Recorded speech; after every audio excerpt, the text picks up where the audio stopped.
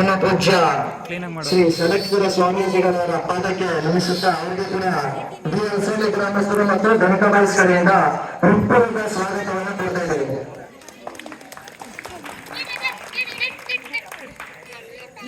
ಮತ್ತೆ ಅದೇ ರೀತಿಯಾಗಿ ಗುರುಮಲ್ಲೇಶ್ವರ ಮಠ ದಕ್ಷಿಣ ಮಠದ ಡಿ ಗ್ರಾಮ ಅಲ್ಲಿಂದ ಕೂಡ ನಮ್ಮ ಒಂದು ಕೋರಿಕೆಗೆ ಮನ್ನಣೆ ಕೊಟ್ಟು ಆಶೀರ್ವಚನ ಕೊಡಲಿಕ್ಕೆ ಬಂದಿರುವಂತಹ ಸ್ವಾಮೀಜಿಗಳು ಕೂಡ ಡಿ ಗ್ರಾಮಸ್ಥರು ಮತ್ತು ಗಣಕಬಾಯಿಸ್ ಕಡೆಯಿಂದ ಹೃತ್ಪೂರ್ವಕ ಸ್ವಾಗತವನ್ನು ಕೊಡ್ತಾ ಇದ್ದಾರೆ.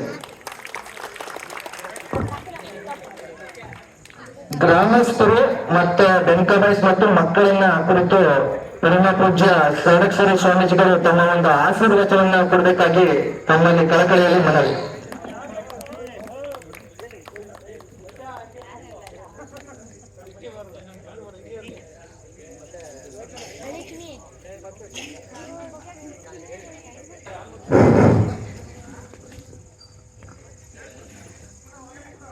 ಅವಾಚಾತ್ಮ ಸ್ವರೂಪಾಯ ಶಿವಭಾವ ಪ್ರದಾಯಿನೇ ನಮಸ್ಸದ್ಗುರುನಾಥಾಯ ಸಡಸ್ಥಲ ಬ್ರಹ್ಮಮೂರ್ತೆ.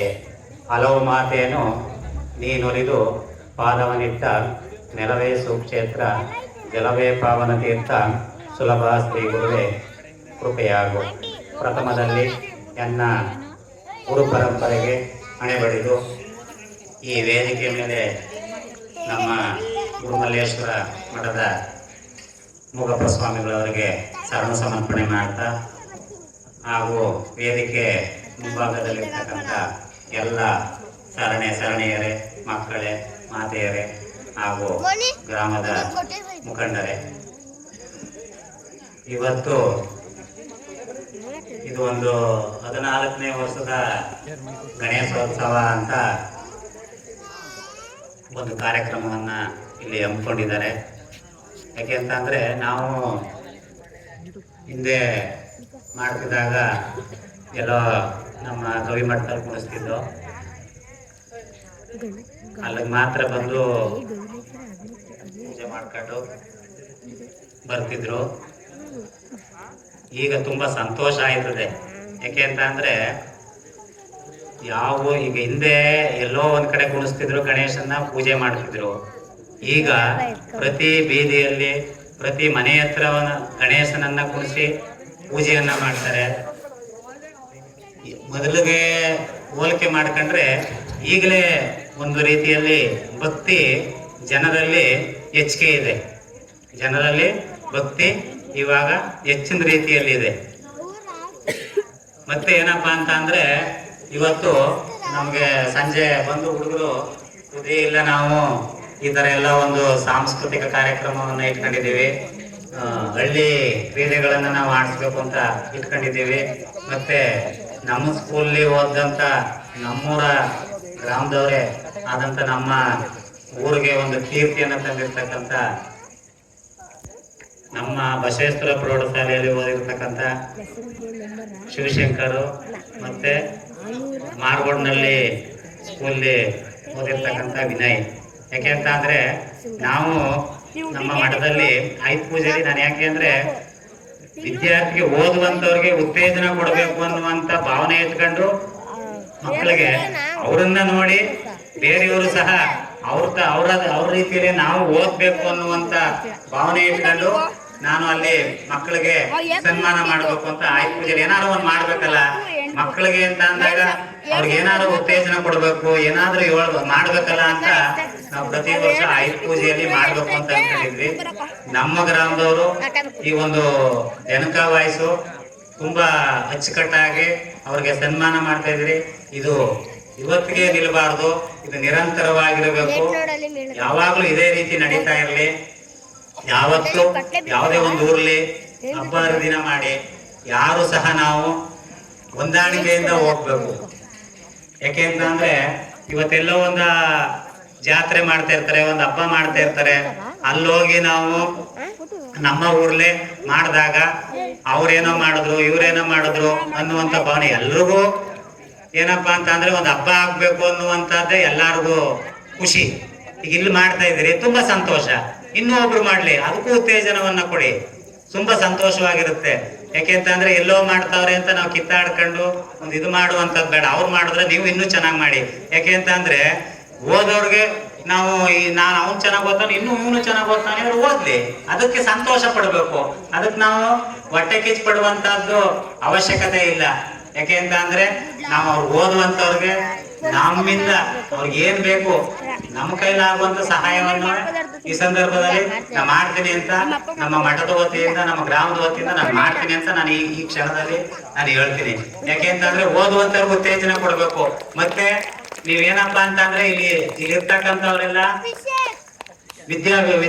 ವಿದ್ಯಾಭ್ಯಾಸ ಮಾಡ್ತಿರುವಂತವ್ರು ಇದ್ದಾರೆ, ಮತ್ತೆ ಡಿಸ್ಕಂಟಿನ್ಯೂ ಆಗುವಂತವ್ರು ಇದ್ದೀರಿ. ಅವರು ಸಹ ನಿಮ್ಮ ತಂದೆ ತಾಯಿಗಳಿಗೆ ಸಪೋರ್ಟ್ ಆಗಿ ನಿಂತ್ಕೋಬೇಕು. ಮತ್ತೆ ಅವರ ಮಾತುಗಳಿಗೆ ನಾವು ಸಹ ಮನ್ನಣೆಯನ್ನ ಕೊಡ್ಬೇಕು. ಈಗ ಇಲ್ಲಿ ಮಾಡಿದ್ರೆ ಗಣೇಶನ್ ಕುಣಿಸಿದಿರಿ ಇಷ್ಟಕ್ಕೆ ಸೀಮಿತ ಆಗ್ಬಾರ್ದು. ನಾವು ಮಾಡದ್ದು ನಾವು ಈಗ ಏನೋ ಮಾಡ್ತಾವ್ರೆ ಅಂತ ಅಂದ್ರೆ ಈಗ ಇಷ್ಟೆಲ್ಲ ಸೇರವ್ರೆ ಅಂತ ಅಂದ್ರೆ ಒಳ್ಳೆ ಹುಡುಗರು ಒಳ್ಳೆ ಕೆಲಸ ಮಾಡ್ತಾವ್ರೆ ಅಂತ ಬಂದು ಸೇರಿರುವಂತಹದ್ದು. ಸುಮ್ನೆ ಏನೋ ಗಣೇಶನ್ ಕೊಡ್ತಾರೆ ನಾವು ಹೋಗ್ಬೇಕು ಅಂತ ಬಂದಿರುವಂತವ್ರಲ್ಲ. ಯಾಕೆ ಅಂತ ಅಂದ್ರೆ ನೀವು ಒಂದು ಒಳ್ಳೆ ಕೆಲಸವನ್ನ ಮಾಡ್ತಾ ಇದೀರಿ ಅನ್ನೋದಕ್ಕೆ ಇಷ್ಟು ಭಕ್ತರು ಇಲ್ಲಿ ಬಂದು ನೆರೆದಿದ್ದಾರೆ. ಯಾಕೆ ಅಂತ ಅಂದ್ರೆ ಯಾವುದೋ ಏನೋ ಒಂದು ಫಂಕ್ಷನ್ ಮಾಡಿದಾಗ ನಾವು ಬೆರಳಿ ಎಣಿಕೆ ಅಷ್ಟು ಮಾತ್ರ ಜನವನ್ನ ಕಾಣ್ತೀವಿ. ಇಲ್ಲಿ ನೀವು ಊರಿಗೆಲ್ಲ ಇನ್ನೂ ಹೇಳಿದ್ರೆ ಇನ್ನೆಷ್ಟು ಜನ ಬರ್ತಿದ್ರು. ಯಾಕೆ ಅಂತಂದ್ರೆ 4-5 ಕಡೆ ಗಣೇಶ ಇರೋದ್ರಿಂದ ಅವ್ರವ್ರ ರೀತಿಲಿ ಅವ್ರವ್ರು ಇರ್ತಾರೆ. ಇದು ಒಂದೇ ಇದಾಗಿದ್ರೆ ಇನ್ನು ತುಂಬಾ ಚೆನ್ನಾಗಿ ಜನ ಸೇರ್ತಿದ್ರು. ಹಂಗಾಗಿ ದಯಮಾಡಿ ನೀವೆಲ್ಲರೂ ಸಹ ಓದ್ಬೇಕು, ಚೆನ್ನಾಗಿ ತಂದೆ ತಾಯಿಗೆ ಸಹಾಯವನ್ನ ಮಾಡಬೇಕು.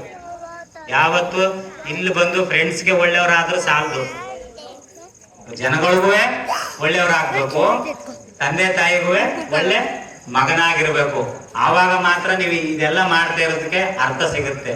ಈಗ ವಿನಯನ ನಾವ್ ಯಾಕೆ ಇಷ್ಟೆಲ್ಲ ಇಷ್ಟಪಟ್ಟು ಒಂದು ಸನ್ಮಾನ ಮಾಡ್ಬೇಕು ಅಂತ ಯಾಕೆ ಮಾಡ್ತಾ ಇದೀರಿ? ನಮ್ಮೂರ್ಲಿ ಇದ್ನೋ ಇಲ್ವೋ ಅನ್ನುವಂತ ಹಂಗೆ ಕಾಣ್ತಿದ್ದದ್ದು ಅಲ್ವಾ? ನಾವ್ ಯಾರಾದ್ರೂ ಇವ್ರ ಮಗ ಅಂತ ಗೊತ್ತಿದ್ದ, ಸ್ಕೂಲ್ಗೆ ಹೋಗ್ತಿದ್ನ ಓದ್ತಿದ್ದ ಅಲ್ವಾ? ಹಂಗಾಗಿ ಅಂದ್ರೆ ಅವ್ರವ್ರಿಗೆ ಒಬ್ಬೊಬ್ರಿಗೆ ಒಂದೊಂದು ರೀತಿಲಿ ಕಾಳಜಿ ಇರುತ್ತೆ. ಒಬ್ರಿಗೆ ಕ್ರಿಕೆಟ್ ಅಲ್ಲಿ ಇಷ್ಟ ಇರುತ್ತೆ, ಒಬ್ರು ಕಬಡ್ಡಿಲಿ ಇಷ್ಟ ಇರುತ್ತೆ. ಅವ್ರಿಗೆ ತಂದೆ ತಾಯಿಗಳು ಸಹ ಅವ್ರಿಗೆ ಅವ್ರು ಏನ್ ಕಲಿತೀನಿ ಅಂತಾರೆ ಅದ್ರ ಬಗ್ಗೆ ಉತ್ತೇಜವನ್ನು ಕೊಡು. ನನ್ನ ಮಗ ಓದ್ಲೇಬೇಕು ಅಂತ ಅವ್ರಿಗೆ ತೊಂದರೆ ಕೊಡೋದು ಇನ್ನೊಂದು ಮಾಡಿದ್ರೆ ಅವ್ರು ಎರಡೂ ಮಾಡಲ್ಲ. ಎರಡೂ ಮಾಡಿದ್ರೆ ಕೈಗೂ ಸಿಗಲ್ಲ, ಆ ದಾರಿಯನ್ನ ತಪ್ತಾರೆ. ಹಂಗಾಗಿ ನಾವು ಅವ್ರ ಮಕ್ಕಳಿಗೆ ಅವ್ನ್ ಕೇಳ್ಬೇಕು, ಉಣಿಸ್ಬೇಕು. ಮತ್ತೆ ನಾವೇನ್ ಮಾಡ್ತೀವಿ ಅಂತ ಅಂದ್ರೆ ಮಕ್ಕಳನ್ನ ಸ್ಕೂಲ್ ಕಳಿಸ್ಬಿಟ್ಟು ಬಂದ್ಮೇಲೆ ನಾವೇನು ಕೇಳಲ್ಲ. ಮೇಷ್ಟ್ರು ಏನ್ ಮಾಡಿದ್ರಪ್ಪ, ಇವತ್ತು ಏನ್ ಹೋಮ್ ವರ್ಕ್ ಕೊಟ್ಟಿದೀವಿ, ಏನ್ ಮಾಡಿದಾರು ಅಂತ ಅನ್ನುವಂಥದ್ದನ್ನ ನಾವು ಯಾರು ವಿಚಾರ ಮಾಡಲ್ಲ. ಅವನ್ ಬಂದ ಅವನ್ ಮೊಬೈಲ್ ಇಟ್ಕೊಂಡಿರ್ತಾನೆ, ನೀವು ನಿಮ್ಮ ಮೊಬೈಲ್ ಇಟ್ಕೊಂಡಿರ್ತೀರಿ, ತಾಯಿ ಧಾರಾವಾಹಿ ನೋಡ್ತಾ ಇರ್ತಾರೆ. ಹಂಗಾಗಿ ದಯಮಾಡಿ ಮಕ್ಕಳ ಬಗ್ಗೆ ನೀವು ಈಗಿಂದ ಏನು ಕಲಿಸ್ತೀರೋ ಅದು ಮುಂದೆ ಬರುತ್ತೆ. ನೀವು ಈಗ ನಾವೇನು ಹೇಳ್ಕೊಡ್ಲಿಲ್ಲ ಅಂದ್ರೆ ಮುಂದೆ ಏನು ಸಹ ನಮಗೆ ಸಿಗಲ್ಲ. ಯಾಕೆ ಅಂತ ಅಂದ್ರೆ ಒಂದು ಊರಲ್ಲಿ ಗುರು ಶಿಷ್ಯರಿರ್ತಾರೆ.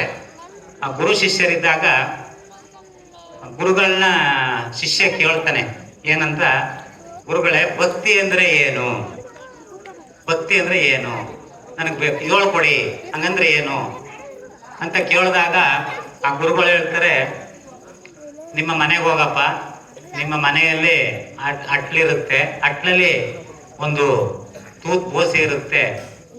ಆ ತೂತ್ ಬೋಸಿಯನ್ನ ನೀನು ತಗೊಂಡು ಪ್ರತಿನಿತ್ಯ ಆ ಬೋಸೆ ಪಾತ್ರೆಯಲ್ಲಿ ನೀರು ತಗೊಂಡು ದಿನಾ ನಿಮ್ ರೋಡಲ್ಲಿ ನಿಮ್ ಮನೆ ತನಕ ಹೋಗು, ಗೊತ್ತಾಯ್ತದೆ ಅಂತಾರೆ. ಹಾಗೇನ್ ಮಾಡ್ತಾನೆ, ಪ್ರತಿನಿತ್ಯ ಬರ್ತಾನೆ. ಇದೇನ್ ಗುರುಗಳು ಇನ್ನು ಹೇಳಲೇ ಇಲ್ವಲ್ಲ ಭಕ್ತಿ ಅಂದ್ರೆ ಏನು ಏನು ಏನು ಅಂತ ಒಂದು ದಿನಾ ಪ್ರತಿನಿತ್ಯ ತಗೋಯ್ತಾನೆ. ಅಲ್ಲಿ ಹೋಗೋದಕ್ಕೆ ನೀರು ತೂತ್ ಬೋಸಿ ಅಲ್ವಾ, ಖಾಲಿ ಆಗಿರ್ತದೆ. ಪ್ರತಿನಿತ್ಯ ಕೇಳ್ತಾನೆ, ಸ್ವಲ್ಪ ಗುರುಗಳೇ ನಾ ತಗೋಯ್ತಾ ಇದ್ದೀನಿ, ನನ್ಗೇನು ಗೊತ್ತಾಯ್ತಿಲ್ಲ, ನೀರನ್ನ ತಗೊಂಡೋಗಿ ಪ್ರತಿನಿತ್ಯ ಅಲ್ಲಿ ಹಾಕ್ತಾ ಇದ್ದೀನಿ, ಆದ್ರೆ ನನಗೇನು ಗೊತ್ತಾಗ್ತಾ ಇಲ್ವಲ್ಲ ಅಂತ ಅಂತಾರೆ. ಆಗ ಆ ನೀರು ಅವ್ನು ಹೋಗೋ ದಾರಿ ಉದ್ದಕ್ಕೂ ಚುಟ್ಟಿ ಚುಟ್ಟಿ ಚುಟ್ಟಿ ಅಲ್ಲಿ ಗರಿಕೆ ಬೆಳೆದಿರ್ತದೆ. ಅವ್ನು ಹೋಗೋ ದಾರಿಲಿ ಉದ್ದಕ್ಕೂ ಬೆಳೆದು ಆಗ ಅಲ್ಲಿ ಗರಿಕೆ ಬೆಳೆದಿರ್ತದೆ. ಆಗ ಏನ್ ನೋಡದಪ್ಪ ನೀನು ಅಂತಾರೆ. ಇಲ್ಲ ಸ್ವಾಮಿ, ನೀವು ತೂತ್ ಮಡಕೆ ಕೊಟ್ಬಿಟ್ರಿ, ಆ ತೂತ್ ಮಡಕೆ ತಗೊಂಡು ನಾನು ಏನ್ ಮನೆಗೆ ನೀರ್ನು ತಗೊಂಡು ಹೋಗ್ಲಿಲ್ಲ, ಇದನ್ನು ಮಾಡ್ಲಿಲ್ವಲ್ಲ ಅಂತ. ನೋಡಪ್ಪ ನೀನು ಅಲ್ಲೇನು ನಿನ್ ದಾರಿಲಿ ಬಂದಿದೆಯಾ, ನಿನ್ ಶ್ರಮ ಏನಿದೆ ಅಂದ್ರೆ, ನಿನ್ ಭಕ್ತಿ ಏನಿದೆ ಅಂದ್ರೆ ನೋಡು, ಆ ನೀರನ್ನ ನೀನ್ ತಕೊಂಡು ದಿನ ಬಂದು ನಿನ್ನ ಪಾತ್ರೆ ಏನಾಯ್ತು, ಹೊಳಿತಾ ಇದೆ. ಈಗ ಅದು ಎಲ್ಲೋ ಮೂಲೆಯಲ್ಲಿ ಇಟ್ಟಿದಂತ ಪಾತ್ರೆ ಪ್ರತಿನಿತ್ಯ ನೀರು ಹಾಕೊಂಡು ಯೂಸ್ ಮಾಡಿದ್ರೆ ಏನಾಗುತ್ತೆ ಹೇಳಿ, ಅದು ಹೊಳಿತದೆ. ಆಗ ಅವ್ರಂದ್ರಂತೆ, ನೋಡು ಇದೇ ರೀತಿ ನಿನ್ನ ಒಳಗಡೆ ಮನಸ್ಸಲ್ಲಿ ಏನಿದೆ ಅದನ್ನ ಕೆಟ್ಟದಂತಕ್ಕಂಥದ್ದು ಏನಿದೆ ಅದನ್ನ ಕಿತ್ತರೆ ಈ ಪಾತ್ರೆ ಯಾವ ರೀತಿ ಹೊಳಿತಾ ಇದೆ, ಈ ನೀನ್ ಬಂದಿರುವಂತ ದಾರಿಯಲ್ಲಿ ಯಾವ ರೀತಿ ಚಿಗುರು ಹೊಡೆದಿದೆ, ಅದೇ ಕಣಪ್ಪ ನಿನಗೆ ಭಕ್ತಿ. ಆ ತರ ಇದ್ದಾಗ ಮಾತ್ರ ನಾವು ಮನುಷ್ಯನ ಜೀವನದಲ್ಲಿ ಒಳ್ಳೆ ವ್ಯಕ್ತಿತ್ವವನ್ನ ಕಾಣಬೇಕಾದ್ರೆ ಅಂತ ಒಂದ್ಸರಿ ಹೇಳ್ತಾರೆ. ಹಂಗಾಗಿ ನಾವು ಮಕ್ಕಳಿಗೆ ಪ್ರತಿನಿತ್ಯ ಬಂದಾಗ ಮನೆಯಲ್ಲಿ ಅವನು ಏನ್ ಮಾಡ್ತಾನೆ ಏನ್ ಮಾಡ್ತಾನೆ ಅಂತ ಅವನ ಚಟುವಟಿಕೆಗಳನ್ನ ಗಮನಿಸ್ಬೇಕು. ನಾವು ಗಮನಿಸ್ಲಿಲ್ಲ ಅಂದ್ರೆ ನಮ್ಮ ಮಕ್ಕಳು ನಮ್ಮ ಕೈಗೆ ಸಿಗಲ್ಲ. ಹಂಗಾಗಿ ಅವ್ರು ಏನೇ ಮಾಡಿಲ್ಲ, ಬಂದ ತಕ್ಷಣ ನಿಮಗೆ ಗೊತ್ತಿದೆಯೋ ಗೊತ್ತಿಲ್ವೋ, ಗೊತ್ತಿಲ್ಲದೆ ಓದದೇ ಇರುವಂತವರು ಸಹ ಮಕ್ಕಳ ಬಗ್ಗೆ ಕಾಳಜಿಯನ್ನು ವಹಿಸ್ಬೇಕು. ಮಕ್ಕಳು ಸಹ ಅಲ್ಲಿ ಏನ್ ನಡೆದಿರ್ತದೆ ಆ ವಿಚಾರಗಳನ್ನ ತಂದೆ ತಾಯಿಗಳಲ್ಲಿ ಹೇಳ್ಕೋಬೇಕು. ಅವ್ರು ಹೇಳ್ದಾಗ ಅವ್ರಿಗೆ ಏನ್ ಆಸಕ್ತಿ ಇದೆ ಅಂತ ತಂದೆ ತಾಯಿಗೂ ಅವ್ರಿಗೆ ಗಮನ ಕೊಡೋಕೆ ಇದಾಗ್ತಾರೆ. ಹಂಗಾಗಿ ಈ ಒಂದು ಕಾರ್ಯಕ್ರಮ ಇದೇ ರೀತಿ ಯಾವಾಗ್ಲೂ ನಡೀತಾ ಇರಲಿ, ಪ್ರತಿ ವರ್ಷನೂ ಇನ್ನೂ ಹೆಚ್ಚಿನ ರೀತಿಯಲ್ಲಿ ನಡೆಯಲಿ ಅಂತ ನಾನಾದ್ರೂ ಭಾವಿಸ್ತಾ ನನ್ನ ಮಾತುಗಳನ್ನ ಮುಗಿಸ್ತೇನೆ. ಶಿವಂ ಗುಡಿಯಾರ ಕಾರ್ಯಕ್ರಮಕ್ಕೆ ಆಗಮಿಸಿ ಗ್ರಾಮದಲ್ಲಿ ಪೋಷಕರ ಪಾತ್ರ ಏನು ಮತ್ತೆ ವಿದ್ಯಾರ್ಥಿಗಳ ಪಾತ್ರ ಏನು, ಮಕ್ಕಳುಗಳು ತಂದೆ ತಾಯಿಗಳಿಗೆ ಯಾವ ರೀತಿ ಗೌರವವನ್ನು ಕೊಡಬೇಕು, ಇಲ್ಲಿ ಸ್ನೇಹಿತರನ್ನ ಬಿಟ್ಟು ಮಕ್ಕಳು ಮನೆಗಳಾಗಿ ಮತ್ತೆ ಊರಿಗಾಗಿ ಯಾವ ರೀತಿ ಇರಬೇಕು ಎಂಬ ಒಂದು ಯಾವ ರೀತಿ ಇರಬೇಕು, ಯಾವ ರೀತಿ ಸೇವೆ ಕೊಡಬೇಕು ಅಂತೇಳಿ ತಮ್ಮ ಒಂದು ಹಿತನುಡಿಗಳು ಮತ್ತೆ ಆಶೀರ್ವಾದ ವಚನವನ್ನು ಕೊಟ್ಟಂತಹ ಪರಮ ಪೂಜ್ಯ ಷಡಕ್ಷರ ಶ್ರೀಗಳಿಗೆ ಬೆನಕಾಬಾಯಿ ವತಿಯಿಂದ ಮತ್ತೆ ಡಿ ಅಲ್ಸಳ್ಳಿ ಗ್ರಾಮಸ್ಥರಿಂದ ಅವರ ಪಾದಕ್ಕೆ ನಮಿಸ್ತಾ ಅವರಿಗೆ ಹೃತ್ಪೂರ್ವಕ ವಂದನೆಗಳನ್ನು ಸಲ್ಲಿಸ್ತಾ ಇದ್ದೇವೆ.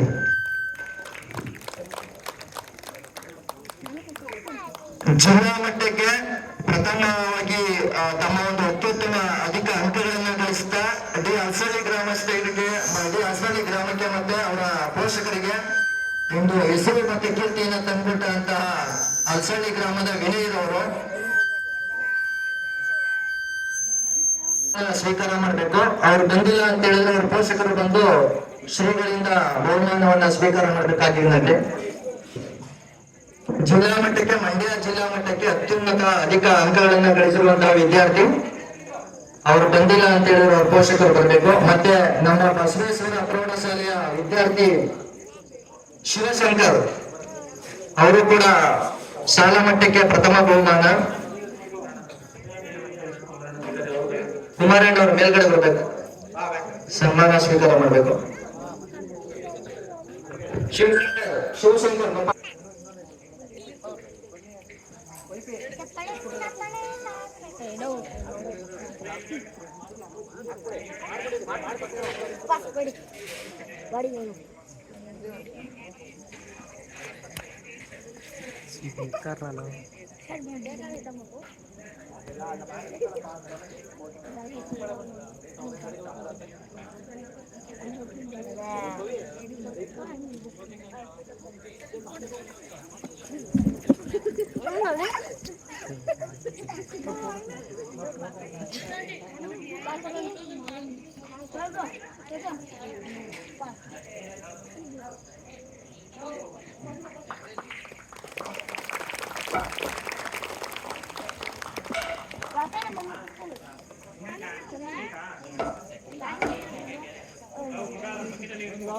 ಫೋಟೋಗ್ರಾಫರ್ ವಿಡಿಯೋಗ್ರಾಫರ್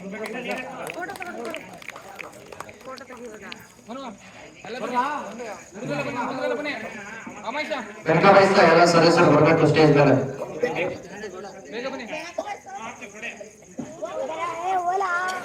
ಬಟ್ಟೆ ಹಾಕಿರೋರು ಹೋಗೋದ್ವಲ್ಲ ನವೀನ್